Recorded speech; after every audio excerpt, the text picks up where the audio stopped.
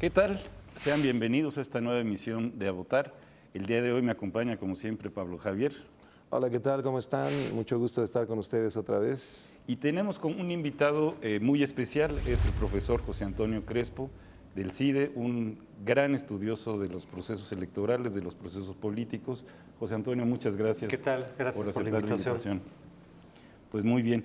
Oye, a ver, a mí me gustaría que empezáramos haciendo un primer balance estamos ya a pocos días de la votación, un primer balance del proceso, con todas las novedades que trajo la reforma. ¿Cuál sería tu balance? Mira, yo creo que lo que ha destacado mucho es el carácter litigioso del proceso, es decir, habiendo muchas más causales, ya no digamos de nulidad que vendrán después, sino pues las cuestiones de los spots, que si suben, que si bajan, nueva reinterpretación de qué se vale y qué no se vale decir.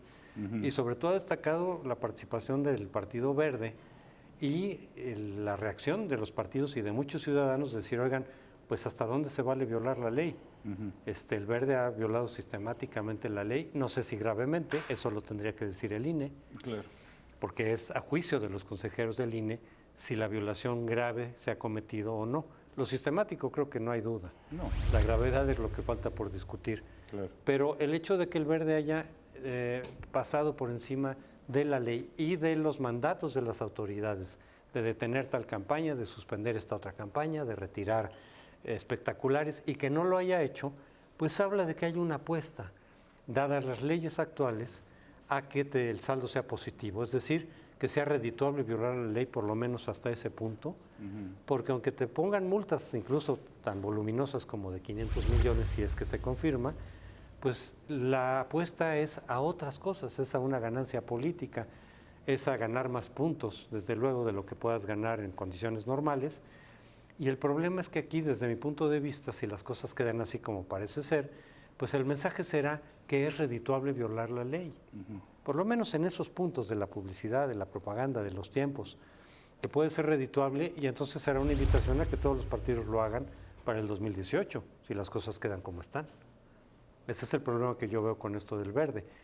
La exigencia al INE ha sido, desde luego, de muchos de quitar el registro bajo una interpretación muy liberal, digamos, de la ley, claro, de decir, quien viola sistemática y gravemente la ley de manera contumaz, digamos, de manera reincidente, puede perder el registro a juicio de los consejeros del INE. Lo que se le ha pedido al INE es que nos explique por qué no es grave, si es que no es grave esta violación sistemática, y cuándo sí sería grave, para que en todo caso todos tengamos claro, incluidos los partidos, cuál es el umbral en donde te saquen la tarjeta roja, ¿no? Como se ha usado en la metáfora. Después de varias amarillas, la ley no especifica cuántas amarillas, pero dice, después de varias amarillas viene la roja. Que nos diga el INE, que es el árbitro, por qué no procede la roja en este caso y cuándo sí procedería y bajo qué condiciones. Para que lo tengan claro los propios partidos, cuál es el umbral a partir del cual sí podrías perder el registro. Eso es lo que yo creo que ha destacado en este proceso. José Antonio, también hay otro tema muy interesante que hemos comentado aquí con algunos de nuestros invitados. Todo lo que es el actual modelo de relación entre el INE y los llamados soples, que en mi opinión, bueno, ha generado un exceso de carga de trabajo en el INE, una serie de tensiones muy fuertes y una relación un poco complicada con los soples, porque sí, de una u otra forma el Consejo General del INE nombra a los titulares de los soples, pero son los gobiernos locales los que pagan su presupuesto. ¿Tú cómo evalúas este modelo? Pues muy mal. A mí me parece que era, digamos, atendible la propuesta original de tener un INE que se organizara, que se encargara de todas las elecciones. Todo. Como sucede en muchos países. Hay muchos países que es una sola autoridad la que se encarga de todos los procesos estatales, locales. No sería cosa del otro mundo el tener ese planteamiento. Lo extraño era tener dos estructuras paralelas, porque o se tienen solamente las locales, como en Estados Unidos, que se encargan de todas las elecciones, o tienes una autoridad nacional que se encarga de todas. Lo extraño es lo que tenemos en México de una estructura paralela. Entonces, la propuesta es decir que sea un INE, porque va a ser más inmune a las presiones locales de gobernadores, de partidos, de los congresos locales, que había habido mucha evidencia de que había realmente una intervención, digamos, de gobiernos y partidos locales en los institutos, no en todos los casos, pero en algunos sí. Entonces dijeron, ok, que sea el INE para que el INE sea más inmune a esas presiones, por lo menos locales. Bueno, pues no sonaba tan mal. Pero esta combinación a la que se llegó, pues te deja como a la mitad de los dos mundos. Es decir, lo peor de los dos mundos. Porque los consejeros de los OPLES de alguna forma responden, no es que sean sus jefes, pero de alguna forma tienen una cierta directriz con el Consejo General del INE. Por otro lado, como dices, el financiamiento viene de los congresos y ahí es donde pueden venir las presiones de cualquier manera. Ya no es solamente quién nombraba a los consejeros, que de hecho no eran los gobernadores, eran los congresos locales, los partidos a través de los congresos locales. Podía haber alguna instrucción del gobernador, pero no era directamente. Ok, eso se resuelve por lo menos en la forma y luego resulta que puedes presionar perfectamente esos mismos institutos con los dineros, puedes escatimárselos, puedes castigarlos en un momento determinado y entonces estar en la cuerda floja. Podrían haberlos hecho incluso más vulnerables, quizá un poco más autónomos, por lo menos repito en la forma, pero muy vulnerables todavía. Entonces este modelo mixto me parece que no va a resolver lo que se buscaba. Y por otro lado también se decía, si de acuerdo con los partidos, no era que solo lo dijéramos analistas, de decir, hay cuotas partidistas en los consejos locales, hay cuotas o las ha habido, con excepciones, en el INE, en el Consejo General del INE, y entonces la propia reforma dice, vamos a quitarle las cuotas a los partidos y a los gobernadores a nivel local, y que los nombre el Consejo General del INE. Y muchos dijimos, ¿y por qué no resuelven lo mismo a nivel del Consejo General del INE? Porque si les van a quitar las cuotas a los partidos a nivel local, ¿por qué no hacen lo mismo a nivel nacional? A nivel del Consejo Nacional del INE, Consejo General. Y ahí no hubo respuesta, porque muchos decíamos, pues si se hacen las cuotas arriba, pues se pueden traducir eventualmente en el nombramiento hacia abajo, o puede haber de todas maneras algún criterio que no sea el que se esté buscando. Entonces resuelves aparentemente lo de abajo y dejas sin resolver lo de arriba. Los partidos se han quejado de parcialidad, ya no somos nada más los analistas los que lo decimos. 7 partidos se levantaron de la mesa, que eso es relativo con el verde otra vez, pero bueno, 7 de los 10 partidos que están contendiendo se levantan de la mesa del Consejo General denunciando parcialidad en algunos de los consejeros. Y entonces de afuera decimos, oigan, pues si ustedes avalaron el criterio de cuotas de partidos, pues ¿por qué se extrañan de que de pronto algunos consejeros respondan a ese nombramiento? Digo, eso puede ser una apreciación muy subjetiva de los que estamos afuera, pero los propios partidos, que son los que lo están diciendo, estos consejeros se están comportando de manera parcial en favor de tal partido. Pues ustedes permitieron que fuera por cuotas. ¿Dónde está la sorpresa? Lo que se tiene que buscar en todo caso, desde hace muchos hemos insistido en ello, es una fórmula que quite las cuotas de los partidos para reducir los riesgos, nunca hay nada 100% perfecto, pero para reducir los riesgos de que los consejeros estén haciendo carrera política e incluso partidista en el INE, claro, o en su caso en los institutos locales en su momento. Porque sabemos por la historia del IFE primero que mucha de la gente que ha pasado por ahí después hace carrera partidista, es decir, ya estaba haciendo carrera partidista y después lo hemos visto. Muchos de los consejeros que todavía están haciendo carrera política y partidista, pues pasaron por ahí. Entonces sabemos que puede ser un instrumento de los partidos donde meten a su gente, donde meten a sus cuadros, aunque aparentemente no lo sean, y entonces, pues, ¿qué podemos esperar de eso? Parcialidad en favor de los partidos. Ha habido excepciones honrosas, claro, pero también ha habido lo otro. Sí, claro. Pero ¿y cómo resolver? A ver, es una fórmula que se ha ensayado, esta nueva fórmula de invitar a un grupo de especialistas académicos a que evalúen y presenten ternas o quintetas, no me acuerdo cómo fue, ¿no? En fin, ¿qué fórmula habría que ensayar? Yo la retomaría un poco de lo que ha pasado en el servicio exterior en diferentes momentos. Es decir, convocan a las universidades, a varias universidades públicas, privadas, que tengan materias relacionadas, derecho, ciencia política, digamos, a que hagan una comisión formada por expertos de las propias universidades, que los propios rectores digan, mira, tenemos tales expertos en elecciones que no van a competir, que no van a buscar un cargo, y que sean ellos los que reciban, digamos, los currículums. Desde luego que en la ley se registre exactamente, se legisle las condiciones mínimas para que alguien sea consejero, Claro. para que no haya improvisaciones. Que sea alguien 5 años de experiencia, que realmente hayan 5 años de experiencia académica o de funcionarios, Sí, claro, claro. en fin, el universo que se quiera abarcar. Y que sean entonces esta comisión de varias universidades para evitar también ahí compadrazgos, amiguismos. Pero creo que el criterio ya de entrada sería muy distinto al que usan los partidos.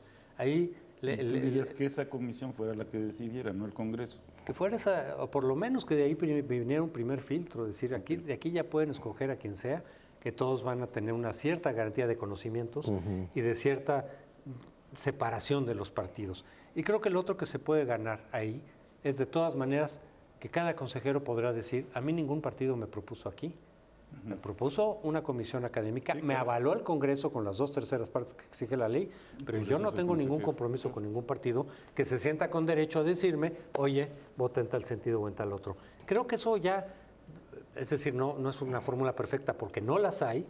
Hay quien dice que con la insaculación, bueno, a lo mejor después de un pool de gente, pero sería mejor si supieras exactamente a quiénes estás nombrando y decirles al Congreso, si el Congreso no quiere quedar totalmente fuera, miren, aquí hay 20 personas para elegir, digamos, 5 o 6, los que sean consejeros, nombren de ahí a los que ustedes consideren, todos pasan la prueba de la autonomía y de la experiencia profesional. Yo creo que se ganaría mucho en autonomía del INE con una fórmula de ese estilo. Repito, no es que la estemos inventando del aire, en algunos países así opera. Sí. Y en el servicio exterior ha funcionado muy bien durante mucho tiempo. Claro. Hay, de hecho, muchos temas. Este que hemos estado comentando da para temas futuros de reforma. Pero también hay otra gran novedad en esta elección, es la de los candidatos independientes. De hecho, la figura no se creó con la reforma de 2013, ya venía de antes, pero apenas se incluyó ya en la legislación, en el paquete aprobado en 2014. ¿Tú cómo evalúas? Mi impresión es que, por ejemplo, hubo ciertas limitaciones en la forma en que se diseñó la figura de la candidatura independiente. Sí. Tal vez hubo algunas restricciones. ¿Tú cómo lo evalúas? Yo creo que esta figura, yo sí la defendí, por lo menos a nivel de legisladores y de alcaldes. Yo tengo mis dudas todavía sobre cómo va a funcionar en su caso, a nivel de ejecutivo estatal o federal. Claro. Yo sí tenía mis reservas y así lo dije en todos los foros en los que participamos sobre ese tema. Pero creo que la figura es una figura que es compatible con la democracia, que hay derecho de que los ciudadanos puedan ser representantes de sus conciudadanos, de sus pares, sin necesidad de pasar por el filtro de un partido. Creo que el derecho existe y que se tendría que respetar. La forma de regularlo sabíamos que iba a ser muy difícil. Tú no le puedes dar las mismas prerrogativas a un independiente que los partidos. Tienes que cumplir ciertos requisitos legales porque si no vas a tener en la boleta 5,000 candidatos independientes para un distrito. Es decir, si solo te dan prerrogativas, sino tenías que regularlas. Siempre va a haber inequidad. Jamás se podrá competir una persona por sí misma, aunque esté respaldado por un número de ciudadanos, contra una estructura partidista. Se trata de más o menos equilibrar que ni le des lo mismo a los independientes que a los partidos, porque eso también es inequitativo, pero que tampoco dejes tan abajo a los independientes que nunca puedan ganar. Sabíamos que era difícil regular esa figura, lo está haciendo, entonces los requisitos a lo mejor en algunos casos son excesivos, son muy difíciles. En algunos casos es más fácil hacer un partido en términos de las firmas que tienes que recolectar o la militancia, digamos, para un partido que para una candidatura independiente. Luego, el financiamiento, que ya es un problema ahora ya también, lo estamos viendo, qué tanto puede gastar un independiente en relación con lo público y lo privado.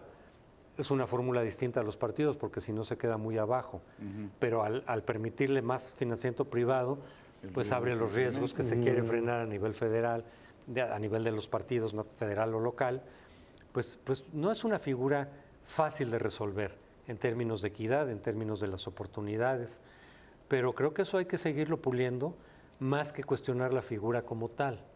Yo creo que sí tenemos derecho a que quien quiera ocupar un cargo de elección popular lo pueda hacer sin un partido de por medio, bajo las condiciones que la ley prevea.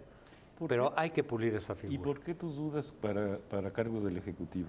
Porque quien llegue eventualmente, pues va a tener a todo el Congreso en contra. Es decir, sabemos que una dificultad de la democracia es los gobiernos divididos. Es decir, un partido que tiene el Ejecutivo y que no tiene el control mayoritario del Congreso, los hemos vivido, pero aún así eso puede más o menos solucionarse. Es decir, mientras menos respaldo tiene el gobierno en turno, en el Congreso más difícil es legislar, aprobar programas, proyectos, presupuestos, etcétera. Si llevamos eso al extremo, donde tengas cero respaldo en el Congreso, pues hemos visto casos en América Latina que eso genera, sobre todo en regímenes presidenciales, porque es donde puede ocurrir eso. Los parlamentarios no puede ocurrir eso. Entonces tienes choques, parálisis. Normalmente llegas a través de un discurso muy antipartidos, porque es lo que distingue a las candidaturas independientes. Ya te echaste de entrada a los partidos en contra. Entonces llegas en una situación donde no tienes respaldo en el Congreso, tienes a los partidos muy enojados, no solo por tu discurso, sino que les quitaste nada menos que el gobierno. Puede generar problemas de gobernabilidad. Yo sí creo que no es un mero ataque cuando se está diciendo esto, no es solamente un sí puede haber esos problemas, y por eso eran mis reservas a permitir la figura en ejecutivo estatal o federal. No veo ningún problema con senadores o diputados federales o locales, ningún problema. En países democráticos, los independientes a nivel legislativo no generan ningún problema y abren válvula de escape para que que ciudadanos puedan libremente competir y eventualmente ganar. Pero sí tengo esa reserva. Okay. A ver, parece que estamos viviendo como dos mundos en la elección. La boleta federal, que como tú dices, puede que este proceso sea recordado por el desacato o por decisiones del Consejo General, pero luego tenemos las elecciones locales claro. Donde ahí sí, pues al decir de las encuestas, o de algunas encuestas, que también ese es otro problema que se nos está repitiendo, ahí sí tenemos mucho más movimiento, mucho más pelea, mucho más competencia, ¿no? Que la que aparentemente está sucediendo a nivel federal, donde los lugares, el primero, segundo, tercero, etcétera, etcétera, no parecen estar en disputa, ¿no? Pero además, allí sí se está jugando las gubernaturas. Sí. A nivel federal es intermedia, sabemos que las intermedias generan menos interés, generan menos participación, pero en 9 de los estados hay gubernaturas. Entonces, evidentemente, cobra una dimensión distinta, un interés especial. Muchas de ellas están competidas, de acuerdo con las encuestas. Puede ganar uno u otro de los candidatos, no están definidas. Y está esta figura novedosa de la candidatura independiente de Nuevo León, que podría generar una sorpresa, que ya está generando desde luego sorpresa, pero en un eventual triunfo del candidato independiente, pues sí va a cambiar muchas cosas, una dinámica muy distinta, con los riesgos y las ventajas que otros podrían ver también en ello. Entonces, a final de cuentas, las elecciones locales, incluso cuando son concurrentes con una federal, se mueven por motivos locales, no por causas nacionales. Sí, cómo gobernó el gobierno saliente, en fin, la interacción de los partidos, casi todos son bipartidistas, casi no hay estados tripartistas, los hay, pero son muy pocos. Entonces, todo eso cuenta pues para entender una elección local que puede no tener nada que ver con lo que está pasando a nivel nacional. Lo que tiene su propia lógica. Tiene su propia lógica, su propia explicación, su propio interés, obviamente, para los ciudadanos de cada estado. Y están estos riesgos también en algunos estados conflictivos de querer boicotear la elección, por vías no legales, desde luego, suspender las casillas, evitar que se instalen las casillas en un número suficiente como para provocar una anulación y una elección extraordinaria. Esos focos rojos están ahí que no estaban antes, no habían estado. Eso es otra de las novedades desafortunadas de esta elección, pero que pues ahí están y se ha tratado de resolver y esperemos que las cosas salgan bien, porque yo estoy de acuerdo en que alguien pueda decidir no votar, incluso abstenerse, no es mi postura. Mi postura es la de ir a la urna y expresar ahí tu descontento como tú quieras, con voto estratégico o con voto nulo, con voto de castigo, pero no la de abstenerse. Sin embargo, yo digo, si alguien decide pues no ir a la urna, ok, no estás impidiendo el derecho de los demás a expresarse, pero el boicot, además de que estás violando la ley, estás impidiendo el derecho de los demás de ir a votar y de expresarse como cada quien quiera. Entonces ahí sí hay una afectación de derechos de terceros, que no lo hay en la abstención ni, por ejemplo, en el voto nulo o por candidato no registrado. Pero acá sí. Y entonces ese es un foco rojo que espero que sea superado adecuadamente. Sí, porque de hecho esa tensión está presente hoy en Oaxaca, en Guerrero. Sí, hay grupos específicos que están llamando no solo a no votar, sino a impedir que se instalen las elecciones. Y ese va a ser un reto muy fuerte el día de la elección, va a ser un reto fuerte para la autoridad electoral y para también el apoyo que los gobiernos puedan prestar a la autoridad electoral para garantizar que las urnas se abran. Ahora, sobre este último tema que tú comentabas, me interesa mucho que tú pudieras plantearnos en un par de minutos una idea que has desarrollado las últimas semanas en tus artículos sobre este tema del voto nulo. Sí. Ahorita acabas de sugerir que tú no llamas a abstenerte ni a que se boicoteen las elecciones, pero sí crees que el voto nulo podría ser una opción para válida muchos ciudadanos. Para algo. ¿Cómo lo ubicas? Mira, hay muchos ciudadanos, o habemos muchos ciudadanos, que de pronto pues ya no confiamos en ninguno de los partidos por su desempeño, por el desempeño que han tenido en diferentes niveles. Decimos, bueno, pues ninguno nos inspira confianza, ninguno nos parece que realmente haga la distinción. En temas que para muchos es prioritario, como corrupción, privilegios, abusos, bonos, impunidad, porque puedes decir, bueno, las plataformas son distintas. Pues sí, pero si pones el foco para votar en corrupción, transparencia, impunidad, pues entonces no vemos realmente mucha diferencia. Algunos. ¿Qué haces frente a eso? Tienes la opción de abstenerte y yo digo, tienes la opción de votar nulo.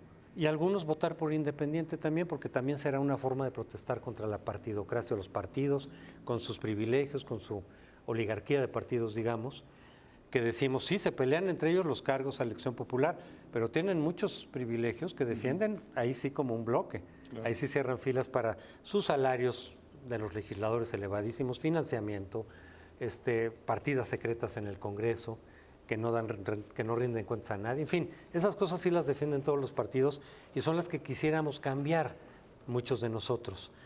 Porque eso es algo sistémico, ya no es tal o cual partido, ya no es cuántos curules ganó este frente al otro, ya no es si este candidato es relativamente mejor que los otros, es un problema sistémico, que mientras no se resuelva vamos a tener aquello de lo que nos quejamos, ahí sí casi todos los ciudadanos, es decir, privilegios, abusos, impunidad, corruptelas, partidas secretas, pues si quienes vemos eso no tenemos ninguna preferencia, yo digo, es mejor expresarlo en la urna, anulando el voto, Claro.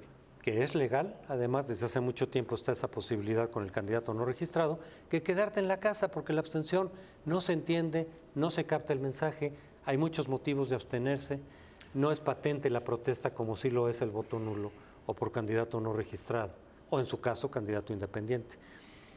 Pero también yo digo que no necesariamente los ciudadanos que están indecisos tengan que votar, como se dice, por el menos peor.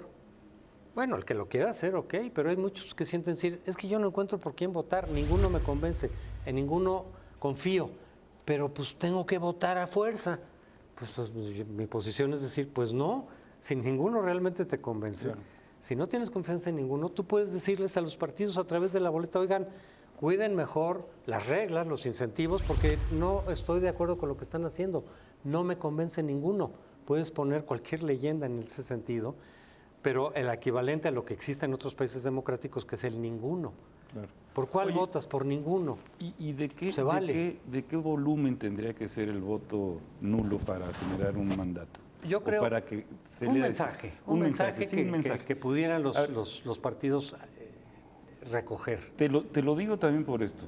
En parte de las novedades de la reforma, que es esto de la casilla única, hizo que toda la capacitación, tanto de la legislación federal como local, recayera en un solo funcionario del INE. Eso me parece que puede abrirnos a que tengamos mayores errores en el llenado. Sí. Y que entonces nos aparezcan votos nulos, sí, por no por mandato, así sino es, por error. ¿No? Sí, yo creo que eso se decía desde el 2009, cuando hubo también este movimiento nulista. Decíamos, ¿cuál es el error normal de los votos? Sí, claro. Era 2.5% alrededor. Sí, decíamos, bueno, lo que vaya por arriba de eso, sabremos que es deliberado. Exacto. Luego el IFE hizo un estudio específico para saber cuántos eran deliberados y cuántos no. y era sobre 7 de cada 10 eran deliberados en el estudio que hizo, cuando abrió una muestra de boletas. Pero en fin, podemos decir, si el 2.5 o 3% es el error estándar, pues todo lo que esté por arriba. Hace 6 años el voto nulo junto con candidatos no registrados fue el 6%. Podemos asumir que de ese 3.5 o 4 alrededor eran deliberados. Eso llamó la atención, junto con el debate que se generó alrededor de esa posibilidad, de esa opción. Los partidos tomaron nota, los partidos dijeron, sí hay una brecha que hay que cuidar, que hay que tratar de cerrar, y surgió esta reforma que recogió muchos movimientos y muchos esfuerzos de mucho tiempo atrás. La del 2012 no es la reforma electoral, es una reforma política en donde se incluyeron las candidaturas independientes, iniciativa ciudadana, reelección legislativa. Pero hubo por lo menos un acuse de recibo, porque era un fenómeno novedoso y porque un 6% no era el 2.5% de los errores. Sí, claro. Entonces, ahí hubo algo. Y en algunas ciudades fue elevado. No, por supuesto. Puebla, Morelia, la Ciudad de México. Sí. Entonces, hubo la señal y los partidos la recogieron pues en la medida del tamaño de esa señal. Claro. Ahora, si fuera 6%, como algunas encuestas dicen, pues ya no hay novedad. Fue 6% hace 6 años, 6% no refleja realmente un descontento mayor o hartazgo con los partidos, sino hay algunos que serían los de siempre, inconformes. Yo creo que tendría que superar para que llamara la atención pues a un 10, 11%, claro, que no sé si se va a dar, pero solo así podrían quizás los partidos decir, ah, caray, ahí ya nos mandaron una señal distinta a la de hace 6 años. Claro. Pues muy bien, José Antonio, se nos está terminando el tiempo, te vamos a invitar a que votes, aquí el voto no es secreto, entonces que por favor nos leas el sentido de tu voto y lo puedas depositar en la urna. Yo digo aquí que lo que espero es que los partidos entiendan el mensaje de inconformidad, hartazgo y exigencia para que haya rendición de cuentas y fin de la impunidad que está en el ambiente, que no sabemos qué tanto se va a reflejar en los resultados, en las urnas, pero está en el ambiente, con diferentes señales. Espero que los partidos lo entiendan, más allá de cuáles sean los números en las urnas, y que hagan algo en consecuencia, que de veras entiendan que la ciudadanía quiere rendición de cuentas, quiere combate eficaz a la corrupción y el fin de la impunidad de los partidos, de todos desde mi punto de vista. Y este sería mi deseo de votación, ese es mi mensaje. Muy bien. En la urna. Pues muchas gracias, con esto llegamos al final de esta misión de A Votar. Muchas gracias.